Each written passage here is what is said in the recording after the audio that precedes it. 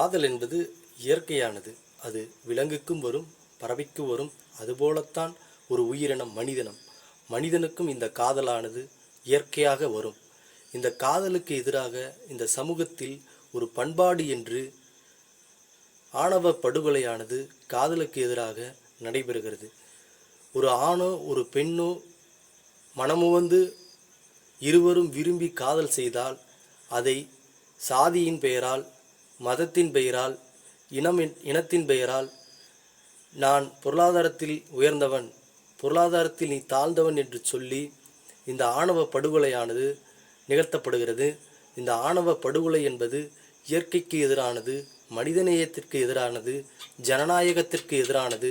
இந்த ஜனநாயகம் மலர வேண்டுமென்றால், சமத்துவம் மலர வேண்டுமென்றால் இந்த ஆணவ படுகொலையானது தடுக்கப்பட வேண்டும்.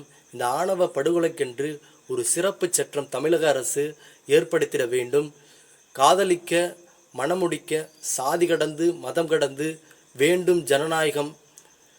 மேலும் மக்கள் அதிகார கழகத்தின் சார்பாக வருகிற 21ஆம் தேதி, பிப்ரவரி 21ஆம் தேதி மதுரை தமுக்க மைதானத்தில் ஒரு பண்பாட்டு பெருவிழாவானது ஆணவ படுகொலைக்கு எதிராகவும் ஒரு சிறப்பு சட்டம் இயற்ற வேண்டும் என்பதற்கு ஆதரவாகவும் இங்கே கண்காட்சிகளும் பண்பாட்டு நிகழ்ச்சிகளும் மேலும் பல்வேறு ஆளுமைகள் இங்கே உரையாற்ற இருக்கிறார்கள்.